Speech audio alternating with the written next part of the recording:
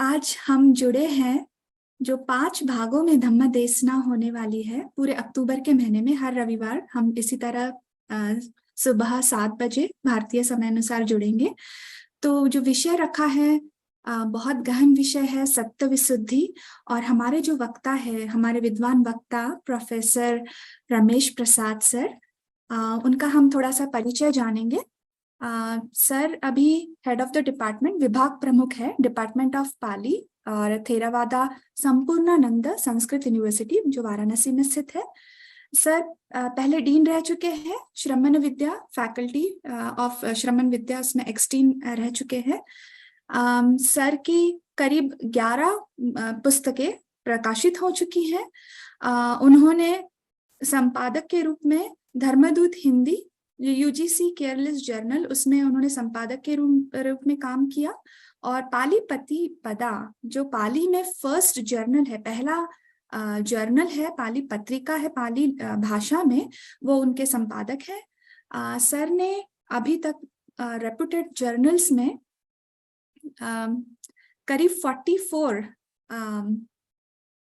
44 articles उनके शोध प्रबंध प्रकाशित हो चुके हैं।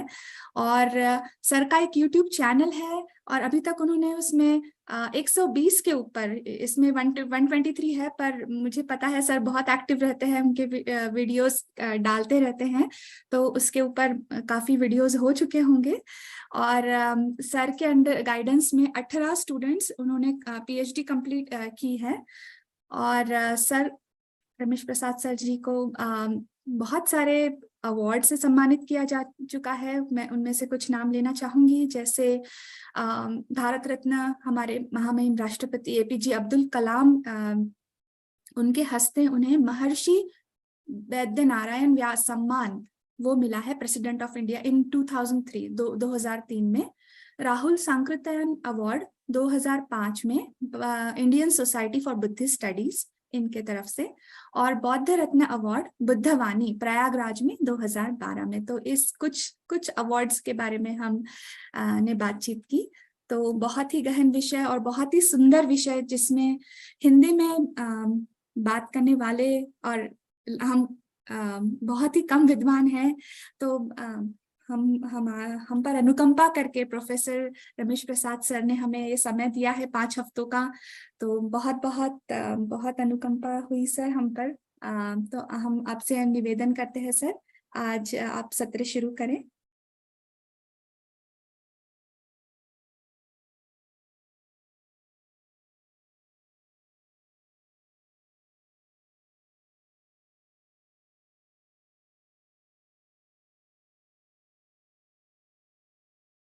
भगवत दुःखराणि खेदंगतो लोकिताय नाथो नमो महाकारुणिकस्य तस्य।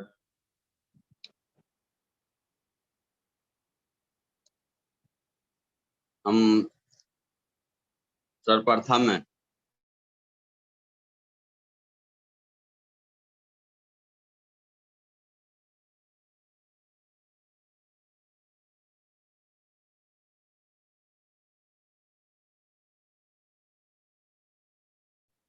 विश्व के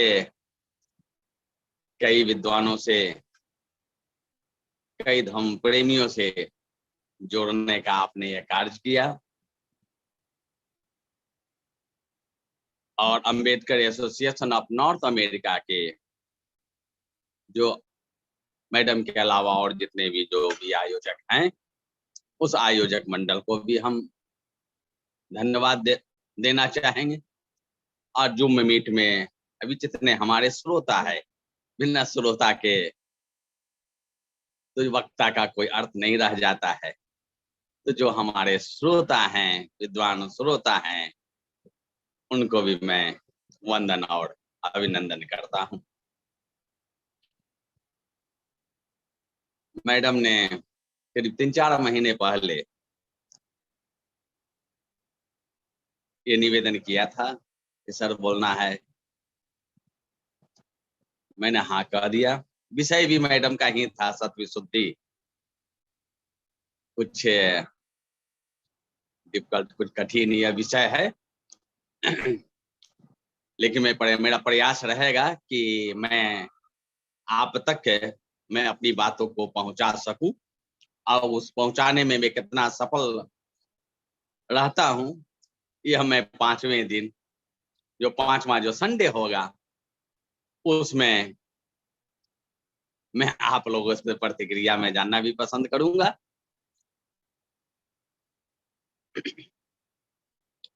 अब ये जो सत्य विशुद्धि है, त्रिपिटक में कई स्थानों पर आया है, विशुद्धि मग में आया है। तो पहले तो हमें ये जानना पड़ेगा कि विशुद्धि का क्या अर्थ है। विशुद्धि प्यूरिफिकेशन है, सभी लोग जानते हैं। विशुद्धि का अर्थ प्यूरिफिकेशन होता है, शुद्धता होता है, परिशुद्धता होता है, शुद्धि होती है, परिशुद्धि होती है। भगवान बुद्ध का जो 45 वर्षों तक घूम घूम कर जो उन्होंने विचरण किया, अब जो उन्होंने जन जन को हित और सुख का जो उपदेश दिया, तो उसके मूल में विशुद्धि। क्योंकि हित और सुख कैसे होगा? जब तक वो शुद्ध नहीं हो पाएगा तो उसका हित और सुख हो नहीं सकता है। व्यक्ति जन्मतः परिशुद्ध रहता है। बच्चा जब आता है तो राग द्वेष का उसमें भाव नहीं रहता है। अब कहेंगे कि पिछले जीवन से कुछ लेकर आया होगा, हम उस पर नहीं जाना चाहेंगे। हो सकता है आगे फिर 5 दिनों का है तो चर्चा चलेगी तो उस पर करेंगे चर्चा। लेकिन सामान्यतः जो बच्चा जन्म लेता है वह परिशुद्ध रहता है, प्योर रहता है। और इस वातावरण में आकर, इस समाज में आकर राग द्वेष का उसमें आवरण पड़ता जाता है। और जब आवरण आ जाता है तब अंदर का जो चीज है वह कहां से दिखाई देगा? जैसे सामने से अगर हम कोई कॉटन लगा दे, कपड़ा लगा दे, पर्दा लगा दे, तो सामने का आगे का चीज हमें दिखाई नहीं देगा, वो पर्दा ही दिखेगा। उसी तरह से जब अपने अंदर हम राग का पर्दा लगा लेते हैं, द्वेष का पर्दा लगा लेते हैं, तो जो पीछे का जो सत्य है वह हमें दिखलाई नहीं देता। तो उसी तरह से हो गया, जैसे आंख अगर हम ऐसे देखते हैं तो पूरा दिख रहा है, जैसा है वैसा दिख रहा है। जब काला चश्मा पहन लेते हैं तो काला दिखने लगता है, लाल लगा लेते हैं तो लाल दिखने लगता है। उसी तरह से जब हम राग का चश्मा पहन लेते हैं तो आसक्तियां, इच्छाएं जागने लगती है। जब द्वेष का चश्मा लगा लेते हैं तो लोगों से घृणा और क्रोध करने लगते हैं। ये जो बीच का आवरण जो है, यही हमें सत्य नहीं देखने देता है और हम दुखी होते रहते हैं, अशांत होते रहते हैं। हम तो होते ही हैं और लोगों को भी अशांत करते रहते हैं। बुद्ध ने इसकी अशांति से शांति की ओर जाने के लिए, दुख से सुख की ओर जाने के लिए लोगों को आवरण हटाने का कार्य किया। हमारा जो आवरण है वह हट जाए ताकि जो सामने है वह साफ साफ दिखाई देने लगे।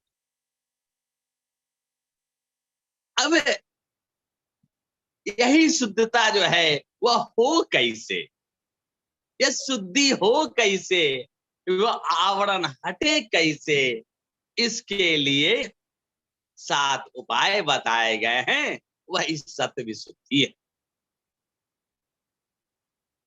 यानी 7 प्रकार से अगर हम 7 स्टेप्स कर सकते हैं, 7 सीढ़ियों पर चढ़कर हम अंत में अपने आप को शुद्ध कर लेते हैं और अरहंत हो जाते हैं, परम सुख निर्वाण का लाभ करते हैं। तो वो जो साथ जो शुद्धि है, विशुद्धि है, शुद्धि ने इसलिए विशुद्धि कहा गया, पूर्ण रूप से शुद्धि। शुद्धि माने प्यूरिफिकेशन होता है, प्योर होता है, लेकिन वी जब लग गया, वी उपसर्ग लग गया, प्रीफिक्स लग गया, तो होता है कि पूर्ण रूप से शुद्धि। उसमें जरा सा भी बट नहीं है शुद्धता में, पूर्ण रूप से वह प्योर हो चुका है, जरा सा भी मल नहीं है, बिल्कुल विकारों से वह मुक्त हो चुका है, मलिनों से वह मुक्त हो चुका है, वह शुद्ध है, परम परिशुद्ध है। इसी को हम विशुद्धि कहते हैं। विशुद्धि मग में बुद्ध घोष कहते हैं, विशुद्धि की परिभाषा देते हैं, विशुद्धि थी सब मल विरहितं, सब मल विरहितं अत्यंत परिशुद्धं निब्बानं वेदितव्यं। विशुद्धि थी निब्बानक, इसका मतलब है विशुद्धि थी निब्बानक। निर्वाण तो वही है जो पूर्ण, जो शुद्ध अवस्था है, वही निर्वाण है। तो निर्वाण ही विशुद्धि है। अब तो ये निर्वाण क्या है उसे बताया गया, निर्वाण कहे या विशुद्धि कहे, सब मल विरहित, सब मने सर्व, सभी, मल मने विकार, विरहित मने उसका अभाव, नहीं होना, यानी किसी भी प्रकार के विकार हमारे अंदर नहीं है, सभी प्रकार के विकारों से रहित जो अवस्था है वही विशुद्धि है, वही निर्वाण है। अत्यंत परिशुद्धं, अत्यंत माने अत्यंत, परिशुद्ध माने प्योर, जो अत्यंत परिशुद्ध है, यानी उससे ज्यादा परिशुद्ध अब है ही नहीं। जो शुद्धतम जो अवस्था है चित्त की, वही अत्यंत परिशुद्धं। तो वह अत्यंत परिशुद्ध अवस्था क्या है, तो सब मल भी रहितं, उसमें किसी भी प्रकार का कोई विकार नहीं है, ऐसा जो निर्वाण है वही विशुद्धि है। और निर्वाण प्राप्ति कैसे हो, उसी का मार्ग बतलाया गया, उसी का उपाय बतलाया गया। तो वो उपाय जो है 7 प्रकार के बतलाए गए। तो वे 7 प्रकार हैं, पहले हम लोग केवल प्रकारों को जान लेते हैं, एक एक करके फिर व्याख्या करेंगे बाद में। पहला है शील विशुद्धि, दूसरा है चित्त विशुद्धि, तीसरा है दिट्ठी विशुद्धि, चौथा है कंखा वितरण विशुद्धि, पांचवा है मग्गा मग यान दर्शन विशुद्धि, छठा है पटिपदायान दर्शन विशुद्धि, और 7वां है यान दर्शन विशुद्धि। ये सब टेक्निकल टर्म है, पाली के टर्म है, उसे एक एक करके हम अपने शब्दों में, अपनी भाषा में हम इसको देखेंगे। लेकिन जो बुद्धे जो मूल जो शब्द है, मूल जो शब्दावली है, उसे हम प्रयोग करेंगे और फिर उसका हम विस्तार करेंगे। अब ये 7 हमने अभी देखा कि ये 7 जो है सोपान है, जिसके माध्यम से हम विशुद्ध हो सकते हैं, निर्वाण तक पहुंच सकते हैं। अब एक एक करके हम चलेंगे कि अब ये जो 7 विशुद्धि की जो चर्चा किए, अब इसको जो है हम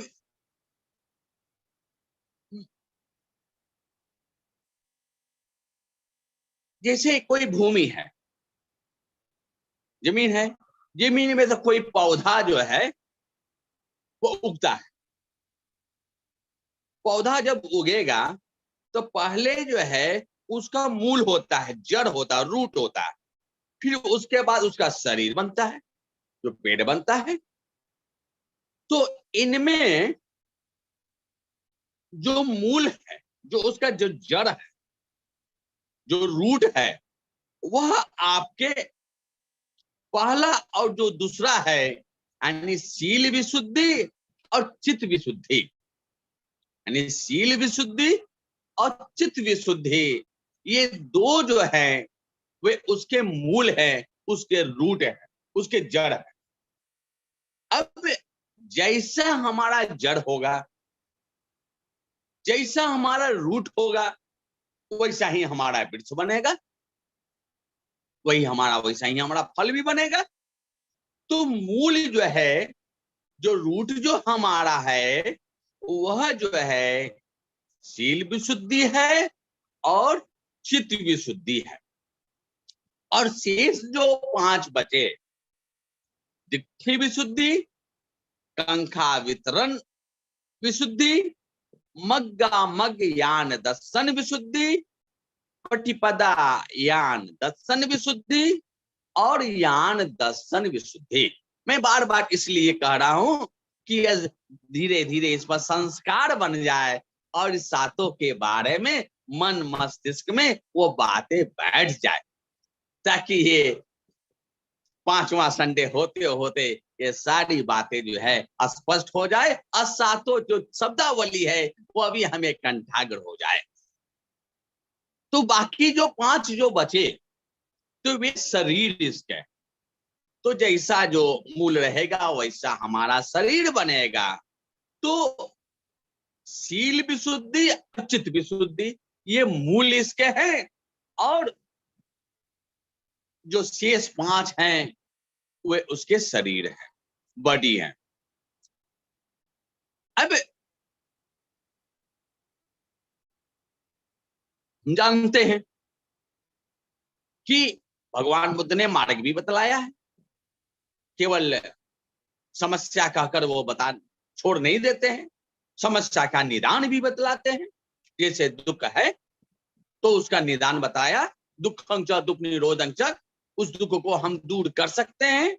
और दुख को दूर कैसे कर सकते हैं, तो उसके लिए उन्होंने मध्य मार्ग बतलाया। उसी तरह से हम विशुद्धि पर तक कैसे पहुंच सकते हैं, हम निर्वाण तक कैसे पहुंच सकते हैं, इसके लिए भगवान ने मार्ग बतलाया। तो वह मार्ग जो है वो आर्य अष्टांगिक मार्ग है, ये हम लोग सब लोग जानते हैं। वही मध्यम मार्ग भी, इस पर विशेष हम चर्चा करना नहीं चाहेंगे, क्योंकि हमारा जो, जैसा कि मैडम ने बतलाया भी कि यूट्यूब पे हमारा बुद्धा सीरीज जो है वह, उस पर सारे जो है उस पर चर्चा हो चुकी है, विस्तार से हमने उस पर चर्चा किया है यूट्यूब पर। प्रोफेसर रमेश प्रसाद का केवल इतना ही टाइप करेंगे, यूट्यूब पर सारा आ जाए। तो जो आर्य अष्टांगिक मार्ग है, तो आर्य अष्टांगिक मार्ग को भी हम लोग जानते हैं कि 3 भागों में बांटते हैं। जैसे आर्य अष्टांगिक मार्ग क्या है, सम्यक दृष्टि, सम्यक संकल्प, सम्यक वचन, सम्यक कर्म, सम्यक आजीविका, सम्यक व्यायाम, सम्यक स्मृति और सम्यक समाधि, यही 8 अंग हैं आर्य मार्ग के। इसी 8 अंगों के कारण अष्टांगिक कहा जाता है। तो इस आर्य मार्ग को भी 3 भागों में विभाजित किया गया, शील समाधि प्रज्ञा, शील समाधि पय्या।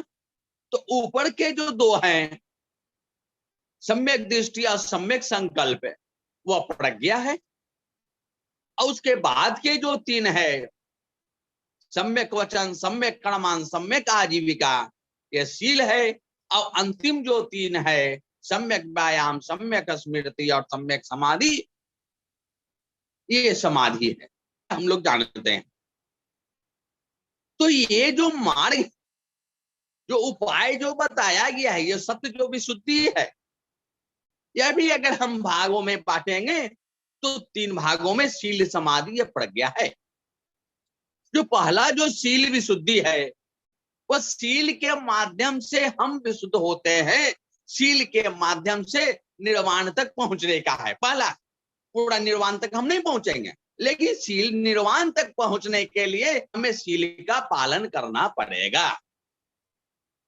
जैसे अगर हमें बनारस से अगर दिल्ली जाना है, तो बनारस से दिल्ली जाने के लिए पहले हमें यहां से लखनऊ जाना होगा या इलाहाबाद जाना होगा, तुरंत हम नहीं पहुंच सकते हैं। उसी तरह से अगर हम विशुद्धि को प्राप्त करना है तो पहले शील का पालन करना पड़ेगा। ये पहला है, क्योंकि उसी के होते हुए ही हम आगे बढ़ेंगे। तो ये पहला हुआ कि हम शील का पालन करेंगे, तो यही हुआ शील विशुद्धि। अगला है चित्त विशुद्धि। चित्त माने मन, मन को शुद्ध करना है। तो चित्त को समाधि के, क्योंकि मन हमारा चित्त जो है चंचल है, तो चंचल स्वभाव को रोकना है, वही समाधि। हम विस्तार से जाएंगे। तो वह हुआ चित्त विशुद्धि, चित्त को शुद्ध करना है। ये चित्त विशुद्धि हुआ, ये समाधि का हो गया। यानी समाधि का अभ्यास करने के बाद हम निर्वाण तक पहुंच जाएंगे। यानी स्टेप बाय स्टेप आगे बढ़ रहा है ना। हम तुरंत जो है हम बनारस से हम दिल्ली नहीं पहुंच जाएंगे, पहले हमें इलाहाबाद जाना होगा, फिर कानपुर पहुंचेंगे, तब हम दिल्ली पहुंचेंगे। उसी तरह से पहले हम शील का पालन करेंगे, उसके बाद समाधि का अभ्यास करेंगे, तब प्रज्ञा की प्राप्ति होगी। प्रज्ञा माने भी ऐसा नहीं कानपुर से तुरंत हम दिल्ली पहुंच गए, उसमें भी कई स्टॉपेज है। तो कई स्टॉपेज है, कई जगह हम पार करते हुए हम वहां पहुंचेंगे। तो ये जो है प्रज्ञा जो है वो सबसे महत्वपूर्ण है। तो प्रज्ञा को जो है वो 5 भागों में बांटा गया, वही जो शरीर बनाया गया। ये जो बाकी जो शील विशुद्धि या चित्त विशुद्धि, इन दोनों को मूल कहा गया। ये रूट है, इसके बिना तो काम ही नहीं चल सकता है। ये रूट है, ये होगा तभी हमारा जो है वृक्ष बनेगा, पौधा बनेगा। तो और जो बाकी जो 5 किए गए वो प्रज्ञा के अंग हैं, प्रज्ञा के जो है वो सोपान, बाकी जो 5 जो शरीर। तो इस तरह से ये सत्य विशुद्धि के अंतर्गत शील है, समाधि है और प्रज्ञा है।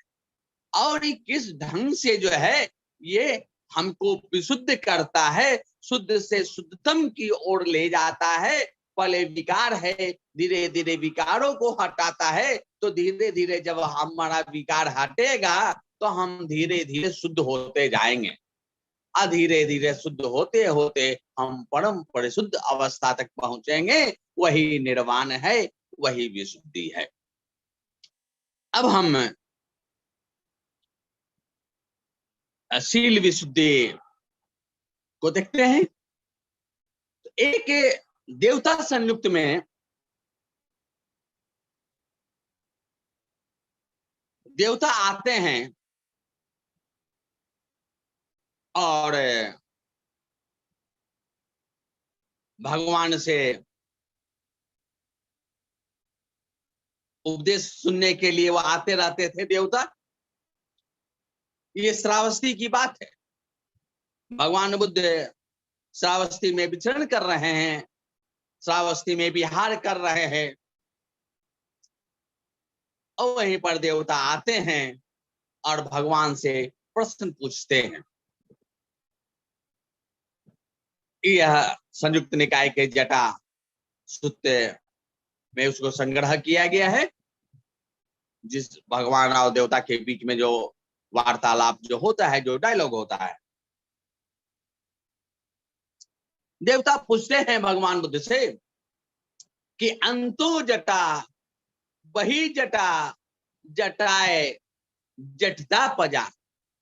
अंतो जटा बही जटा जटाए जटता पजा, तन तन गौतम पुच्छामि को इमं विजटे जटंती।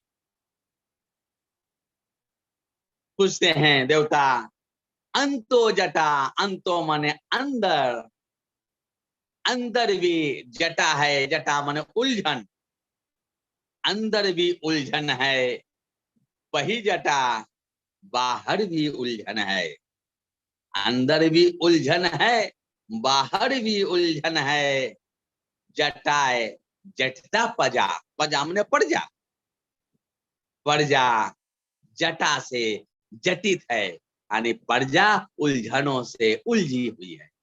अंदर भी उलझन है, बाहर भी उलझन है।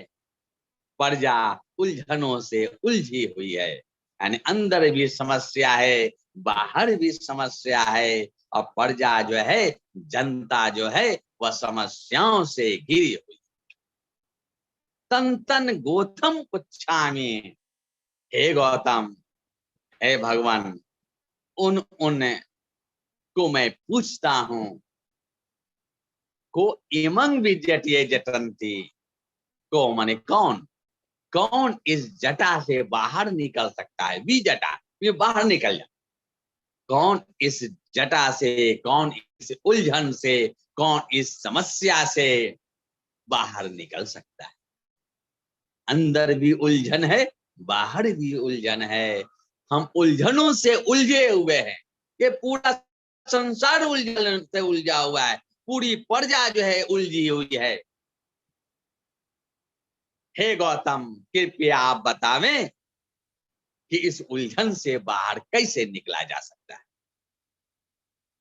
भगवान उत्तर देते हैं, सीले पतिठाए नरो सपइयों, सीले पतिठाए नरो सपइयों, चित्तं पय्यं च भावयं, आतापि निपको भिक्खु, सो इमं वि जटे जटति। यहां भी सबसे पहले सील कहा गया। सील पर प्रतिष्ठित होकर, यानी फाउंडेशन क्या है, वह सील है। सील पर प्रतिष्ठित होकर नरो, कोई नर, कोई मनुष्य, कोई मानव, सपइयों प्रज्ञा के साथ, चित्तं पय्यं च भावयं, चित्त की भावना करता है, अप्रज्ञा का अभ्यास करता है। चित्तं पय्यं च भावयं, तो कौन करेगा।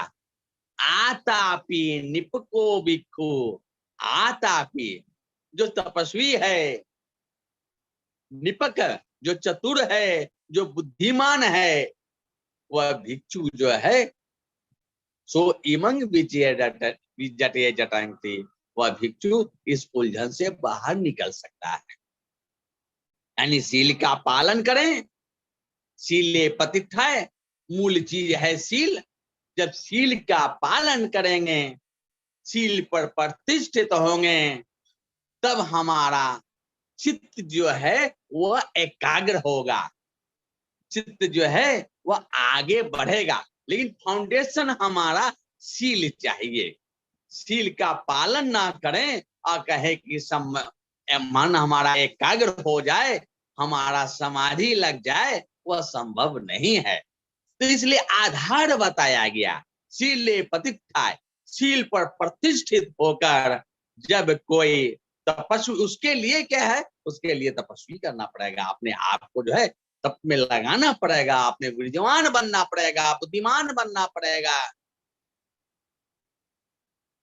ऐसे जब हम करेंगे तब हमारा चित्त जो है वह एकाग्र होगा और प्रज्ञा की ओर वह झुकेगा, प्रज्ञा की ओर हम बढ़ेंगे। और जैसे जैसे हमारे अंदर प्रज्ञा का बोध होता जाएगा, हमारा समस्या का समाधान निकलता जाएगा, हम जो है उलझनों से बाहर निकलते जाएंगे, क्योंकि हमें सत्य का स्वरूप दिखाई देने लगेगा, मार्ग दिखने लगेगा कि कैसे हम बाहर निकले। यही जो है शील, समाधि और प्रज्ञा, मूल चीज यही है। शील, समाधि, प्रज्ञा, और इन्हीं तीनों की चर्चा भी जो है सत्य विशुद्धि में की गई है। अब शील को चूंकि वो बताना, शील समाधि प्रज्ञा को बताना चूंकि मूल चीज है, तो अब देखते हैं शील पर। शील विशुद्धि जो है, पहला जो है वह शील देखते हैं। इसलिए शील समाधि जो प्रज्ञा है, इसलिए त्रिशिक्षा कहा गया। त्रिशिक्षा कहते हैं त्रिशिक्षा, 3 शिक्षाएं दी गई है बुद्ध वचन में। जो है त्रिशिक्षा जो है वह टर्म है टेकन का, त्रिशिक्षा माने त्रिशिक्षा। तो 3 शिक्षाएं कौन कौन से हैं? तो 3 शिक्षाएं जो हैं वह शील शिक्षा है, समाधि शिक्षा है और प्रज्ञा शिक्षा है। तो शील शिक्षा को कहा गया कि अधिशील शिक्षा, समाधि शिक्षा को अधिचित्त शिक्षा कहते हैं और प्रज्ञा शिक्षा को अधिपज्ञा शिक्षा कहते हैं। अधि माने एकदम प्राप्त कर लेना, अधि माने एकदम बिल्कुल शील को एकदम अपने आप में आत्मसात कर लेना, यानी आप बिल्कुल शीलवान हो गए। अब उसमें जरा सा भी पट नहीं है। हर प्रकार के जितने भी शील है उससे आप सनुत हैं, उससे आप जुड़े हुए हैं। तो ये अधिशील, इसलिए अधि लगाया गया। कोई थोड़ा सा भी शील का पालन कर रहा है उसे भी शील कहेंगे। अधिशील का मतलब है पूर्ण रूप से आप शील से आच्छादित हो गए हैं, वो अधिशील होगा। ऐसी जो शिक्षा है अधिशील शिक्षा है। उसी तरह से अधिचित शिक्षा, जो चित्त हमारा पूर्ण रूप से समाहित हो गया है वो अधिचित शिक्षा हो गया है। अधिपज्ञा शिक्षा, जब हम पूर्ण रूप से प्रज्ञावान हो चुके हैं, क्योंकि ज्ञान तो होते रहता है। ऐसा नहीं, जैसे जैसे आप शीलवान होते जाएंगे, जैसे जैसे आप का मन एकाग्र होने लगेगा, आपको धीरे धीरे प्रज्ञा का बोध भी होने लगेगा। लेकिन पूर्ण प्रज्ञा की प्राप्ति होना वही अधिपज्ञा शिक्षा, वहां पर शिक्षा फिर समाप्त हो जाता है। जब हम पूर्ण प्रज्ञावान हो जाते हैं, जब हम निर्वाण को प्राप्त हो जाते हैं, पूर्ण रूप से विशुद्धि जिस शुद्ध हो जाते हैं, जो विशुद्धि को प्राप्त हो जाते हैं, वही अधिपज्ञा शिक्षा। अब शील समाधि प्रज्ञा यही महत्वपूर्ण है। अब शील एक एक करके हम लोग देखेंगे। पहले शील पर देखते हैं शील क्या है। शील को अभी हमने देखा कि शील जो है शीले प्रतिष्ठा, शील पर प्रतिष्ठित होकर, अन्य शील आधार है, शील फाउंडेशन है, शीलंती आधार हो। तो किसका आधार है, कैसा आधार हो? तो शील जो आधार है कुशलानंग धम्मानंग, अकुशल धर्म का आधार शील नहीं है। शील हमेशा जो है वह कुशल के लिए प्रयुक्त होता है, अकुशल के लिए प्रयुक्त नहीं होता है। जो कुशल धर्मों का जो आधार है, जो कुशल धर्म है, उसके जो फाउंडेशंस हैं, उसका जो मूल है, जो रूट है उसका, जो कुशल धर्म का, वही शील है। मिलिंद प्रश्न में जब मिलिंद पूछते हैं कि भाई शील क्या है, कथमंग शीलंग टाकिंग लखनंग शीलंग, तो नागसेन वदंत नागसेन उसको उत्तर देते हैं, प्रतिष्ठान लखनंग शीलंग सभ्यसंग कुशलानंग दम्मानंग। प्रतिष्ठान लखनंग यानी जो आधार है किसका, सभ्यसंग कुशलानंग दम्मानंग, जो सभी कुशल धर्मों का जो आधार है वही शील है। जितने भी कुशल धर्म हैं उन सभी कुशल धर्मों का जो आधार है वह शील है। यही उन्होंने बतलाया।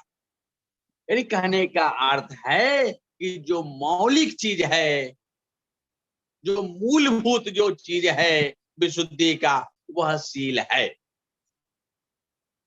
वही आधार बनाता है। जैसा हमारा आधार रहेगा उसके अनुसार हम आगे रहेंगे। जैसी हमारी मिट्टी रहेगी, जिस तरह से हमारा मूल रहेगा, उसी तरह से हमारा पौधा बनेगा। तो शील जो है वह आधार है, कुशल धर्मों का आधार है। इसको जो है कई प्रकार के सील बतलाए गए हैं। अगर आप जाएंगे ब्रह्मजाल सूत में, दिग् निकाय के सामायिक सूत में, तो उसमें भगवान ने चूल सील, मध्यम सील, महासील, चूल माने होता है छोटा, छोटे छोटे प्रकार का जो सील क्या है उसको बतलाया गया। मध्यम आकार के सील क्या है उसको बतलाया गया। महासील जो बड़े प्रकार के जो सील क्या है उसे बताया गया। जीवन में जो है हमें हर सीलों का पालन करना है अगर हमें विशुद्धि को प्राप्त करना है।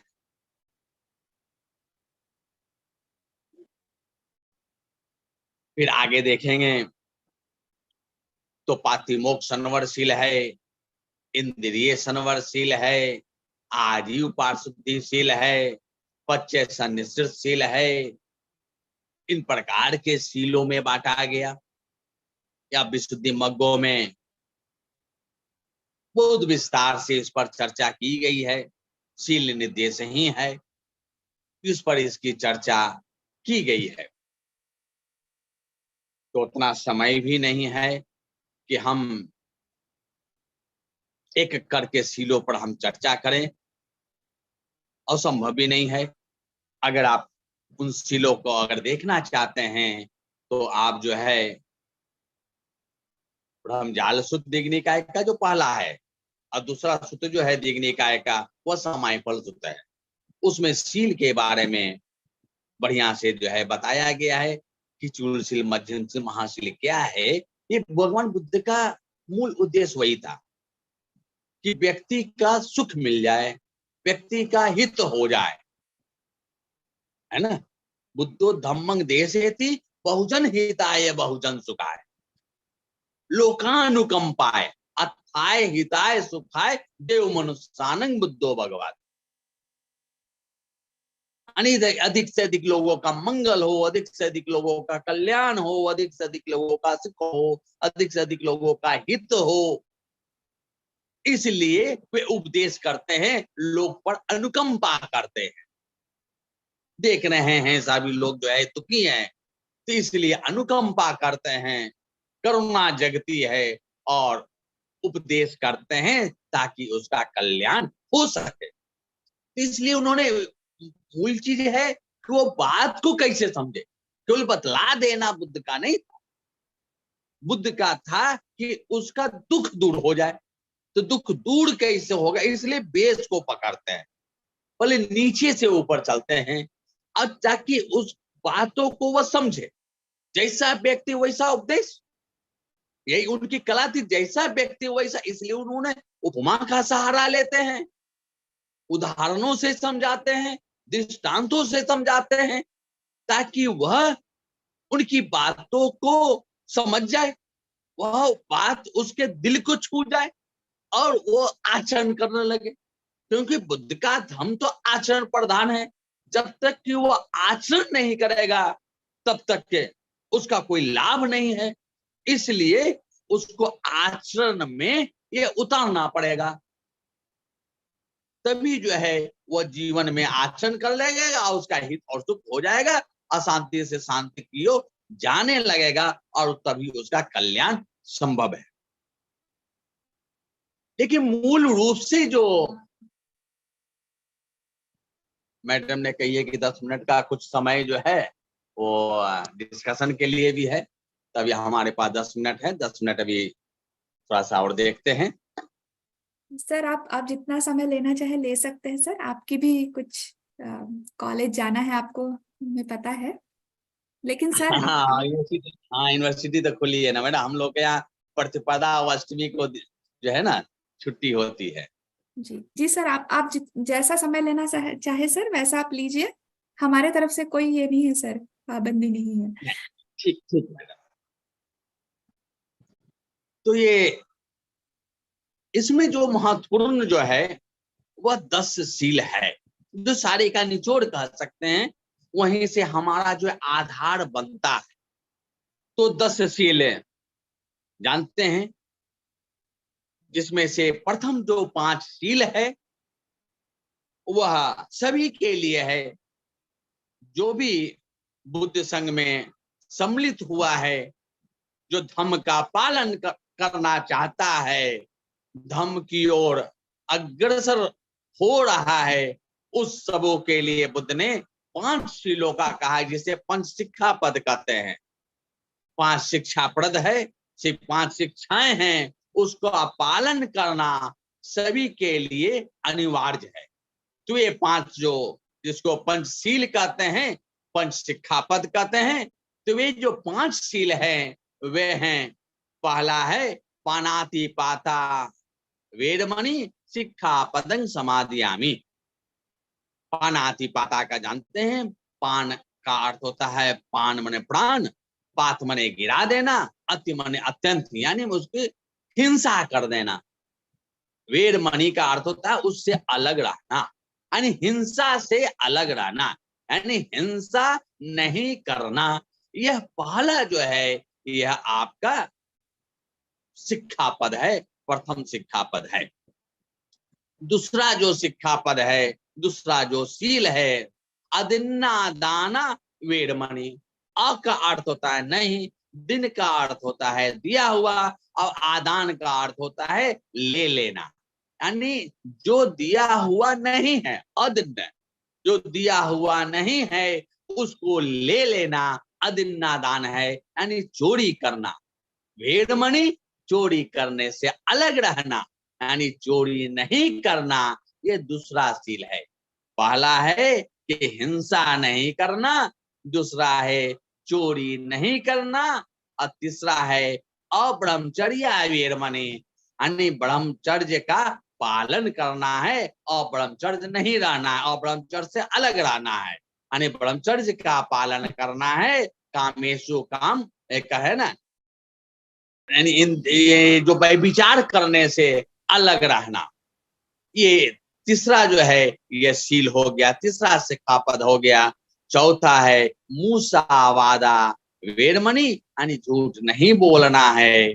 और 5वां है सूड़ा मेरे मज पमाद ठाना वेदमणि शिक्षा पद समाधि। सूड़ा का मतलब भी शराब है, मेरे का अर्थ में भी शराब है, मेरे मध्य का अर्थ होता, मध्य का अर्थ हो गया मध्य, मध्य पमाद माने जिस किसी चीज से भी प्रमाद आवे, आलस्य आवे, नशा आवे, उससे अलग रहना है, उससे विरत रहना है। ये 5 प्रकार के जो है ये आपको जो है शील बताएंगे, शिक्षाएं बताई गई है। ये सबसे बेसिक बताया गया है, जिसका जीवन में हर लोगों को पालन करना है, यह अनिवार्य था पालन करना है। यह विशुद्धि का सबसे पहला ये करें कि प्राइमरी जो है, जो एबीसीडी जो है वह है, इसको हम जब तक पालन नहीं करेंगे, अपने जीवन में नहीं उतारेंगे, हम आगे नहीं बढ़ सकते हैं। अब इन 5 में आप जैसे करते हैं कि हिंसा नहीं करना है, तो हिंसा नहीं करना है कि मतलब नहीं है कि केवल मान ही देना, मन से बुद्ध की हिंसा जो है मन से जाती है, मन से हिंसा नहीं करना है। मन में अगर भाव ले आए, आपने हिंसा कर दिया। अगर आपने कह दिया कि अगर मैं आपको देख लूंगा मैं आपको मारूंगा, आपने हिंसा कर दिया। उसी तरह से चोरी करने का मतलब नहीं है केवल आपका जो भी काम आपको दिया गया है, दायित्व दिया गया है, अगर उससे आप उसको आप पूरे मन से, पूरी निष्ठा से, पूरी ईमानदारी से काम नहीं करते हैं, तो वह भी चोरी है बुद्ध के शब्दों में। उसी तरह से अब्रह्मचर्य वेदमणि का है कि अगर आपका जो है मन में अगर किसी के प्रति भाव, बुरा भाव जग गया, वह भी जो है आपका ब्रह्मचर्य वहां टूट गया। उसी तरह से आपका झूठ बोलना केवल नहीं है, अगर झूठ बोलने में चारों समाहित है, जैसे आप कठोर वचन बोल दिए, वह भी मूसावादा में है। अगर निंदा कर रहे हैं, वह भी मूसावादा, वह एक ब्रॉड रूप से एक रखा गया है। अव्यर्थ की बातें कर रहे हैं, वह भी मूसावादा में आता है। तो जो हम लोग सम्यक वचन में वहां जाएंगे तो अगर देखेंगे तो ये सारी चीजें जो है वह आपका मूसावादा वेदमणि में आ गया। तो उसका सूड़ा मेरे मज पमाद ठाना वेदमणि, मैंने जिस प्रकार जिस किसी चीज से भी अगर आपको नशा आ रहा हो, अप्रमाद ला रहा हो, आपको जो है सही मन को संतुलित रूप से न रख रहा हो, वो आपका सूड़ा मेरे मज पमाद थानस श्रेणी में आता है। इन पांचों से मुक्ति जो है वही पंचशील है। इन पांचों का पालन करना, यानी हिंसा नहीं करेंगे, चोरी नहीं करेंगे, व्यभिचार नहीं करेंगे, असत्य भाषण नहीं करेंगे और नशा नहीं करेंगे। ये मूल चीज है, इसका अपने जीवन में हम आचरण करेंगे। ये सभी के लिए अनिवार्य रूप से है। और पहला तो ये हो गया। उसके बाद जो है ये गृहस्थों के लिए भी है। अब गृहस्थ के लिए 5 ही भगवान ने बताया है। उसके बाद आगे के जो है, जैसे वैसे गृहस्थ, वैसे उपासक, जो आध्यात्म रूप से स्पिरिचुअली जो है अपलिफ्ट होना चाहता है, ऊपर उठना चाहते हैं, कुछ आध्यात्म में आगे बढ़ना चाहते हैं, तो उसके लिए भगवान ने कहा कि 3 और का पालन करो। उसी को हम कहते हैं अष्टशील कहते हैं, अष्टशील कहते हैं। वे क्या है? वे है, छठा हो गया कि विकाल भोजना वीरमणि, यानी आपको जो है विकाल भोजन नहीं करना है। बुद्ध के शब्दों में कि भाई 12 बजे दिन तक ही आपको भोजन करना है, 12 बजे दिन के बाद भोजन नहीं करना है। 2 अंगुल कपो कहा गया उसको, 2 अंगुल छाया एकदम 12 बजे दिन को होता है। तो जब 2 अंगुल छाया हो जाए तो उसके बाद आपको भोजन नहीं करना है, क्योंकि अब अध्यात्म में जा रहे हैं, ध्यान पर जा रहे हैं। भोजन करते रहेंगे तो हमारा शरीर भारी हो जाएगा, आलस आएगा। इसलिए 12 बजे के बाद भोजन नहीं करना है, नहीं तो वह विकाल भोजन हो जाएगा। उसके बाद जो है 7वां जो है नच गीत वादित विश्व दर्शना वीरमणि। नच माने नृत्य हो गया, गीत हो गया, अन्य वाद्य यंत्र गाना बजाना, इन सबों में नहीं पड़ना है। क्योंकि नाच गाना बजाना अगर देखेंगे तो मन में हमारा वही घूमेगा, तो हमारा ध्यान एकाग्र नहीं होगा। इसलिए सामान्य गृहस्थों के लिए, सामान्य उपासकों के लिए भगवान ने मना नहीं किया है। उन उपासकों को मना किया है जो ध्यान में आगे बढ़ना चाहते हैं, जो आपका अध्यात्म में ऊपर निकलना चाहते हैं, उसके लिए भगवान ने किया, इसका पालन करो। उसके आगे जो है 8वां जो है माला गंध विलेपन धारण मंडन विभूषण ठाना वीरमणि, यानी माला जो धारण करते हैं, मन चुमने लगाते हैं, इनकी ये सब का आपको पालन नहीं करना है। इस आपको कोई लाभ इसका नहीं है। कहे ना माला फेरत झुक गया मिटा नमन का फेर, कहे कि इस सबसे कोई फायदा नहीं है। ये अभी जो है हिलेगा डुलेगा आवाज करेगा तो उससे कुछ मतलब नहीं है। मन को एकाग्र करना है, मन को एकाग्र करो। विपश्यना ध्यान अगर किसी आप लोग, मुझे लगता है कि सब लोग किए होंगे, अगर नहीं किए हैं तो एक बार अवश्य करना चाहिए। 10 दिनों का शिविर निश्चित रूप से ये करना चाहिए, उसका बड़ा लाभ मिलता है। तब बुद्ध धर्म क्या है वहाँ एक तो मोटा मोटी पता चल जाता है। तो ये जो आपका जो ये 8 हो गए कि भाई विकाल भोजन नहीं करना है, और नृत्य गीत वाद्य यंत्र में का प्रयोग नहीं करना है, माला गंध विलेपन दूसरा आभूषण उभूषण का प्रयोग नहीं करना है। ये उन उपासकों के लिए, उन गृहस्थों के लिए जो आध्यात्म में ऊपर उठना चाहते हैं, आगे बढ़ना चाहते हैं। भिक्षुओं के लिए 2 और बताए, ये 8 तो रहेंगे, 2 और बताया कि इसका भी आपको ये करना है, अपने जीवन में आचरण करना है। एक है उच्चासयन महाशयना वीरमणि, यानी आपको ऊंचा आसन पर नहीं बैठना, हाई बेड या बिग बेड पर नहीं सोना है। उन्होंने कहा कि वृक्ष के नीचे बैठो, यानी कहने का तो प्रैक्टिस करना है। आपको जो है आराम से नहीं रहना है, आपको जो है जीवन के साथ, प्रकृति के साथ चलना है, प्रकृति का एक अंग बन जाना है। जब तक नहीं बनेंगे तब तक आप प्रकृति के साथ, प्रकृति को मतलब जैसा है वैसा मिलना, हमें जैसा मिला है वैसा हमें मिलना। तो हमने जो आपने आवरण दिया है तो आवरण को हटाना है। तो आवरण हटाने के लिए उन्होंने कहा कि आपको जो है ऊंचा आसन या बड़ा आसन से आपको अलग रहना है, उसका प्रयोग नहीं करना है। और 10वां जो बताया कि जात रूप रजत पट गहना वीरमणि, सोना चांदी नहीं ग्रहण करना है, यानी सोना चांदी से आपका कोई मतलब नहीं है, आपको भिक्षा मांग कर खाना है ताकि अहंकार टूटे। अहंकार टूटे, अपने पास कुछ नहीं रखना है। वही केवल जो है जो भिक्षु पहनते हैं वस्त्र, बस वही है अपना 4 देखेंगे, आगे देखेंगे 4 आपका पढ़ते हैं चीवर पिंड पासेनासन ग्लान पचे भेषज परिहार, बाद में आगे हम लोग देखेंगे। तो ये जो है भिक्षुओं के लिए ये 2 और बतलाया। इस तरह से यही 10 शिक्षापद है, 10 शील है, जो सामान्य के लिए भी है, आध्यात्मिक रूप से ऊपर बढ़ने वाले उपासकों के लिए भी है और भिक्षुओं के लिए भी है। यही मूल रूप से जो है संक्षेप रूप में जो है ये शील का हम लोगों ने देखा। फिर आगे हम लोग जो है अगला रविवार को जो है हम लोग चित्त विशुद्धि को देखेंगे और शील विशुद्धि पर भी थोड़ा-सा अगर देखना होगा या थोड़ा-सा पीछे बैकग्राउंड में जाना पड़ेगा तो हम लोग जाएँगे और तब तक के लिए हम लोग इसको देखते हैं। आप भी थोड़ा और मनन करेंगे, क्योंकि मूल उद्देश्य जो है सुख को पाना। चाहे आप बढ़िया नौकरी करें, चाहे कोई मूल रूप से मन को शांत रखना। तो मन को शांत रखने का ही ये सब हमारा उपाय भगवान बुद्ध ने बताया है। अपने जीवन में हम जितना भी पालन कर सकें, कोशिश करना चाहिए, क्योंकि बुद्ध का जो धम्म है, वो आचरण प्रधान है, केवल बोलने के लिए या केवल सुनने के लिए नहीं है। इसलिए कोशिश करनी चाहिए कि जितना हमसे बन सके उतना हम अपने जीवन में आचरण कर सके, ताकि हम अपना भी कल्याण कर सके, समाज का भी कल्याण कर सके, राष्ट्र का कल्याण कर सके, विश्व का मंगल हो सके। बहुत साधु साधु साधु। बहुत साधुवाद सर, इतना सुंदर आज हमारा ये सत्र शुरू हुआ है, बहुत ही अच्छे से आपने इस पर प्रकाश डाला है।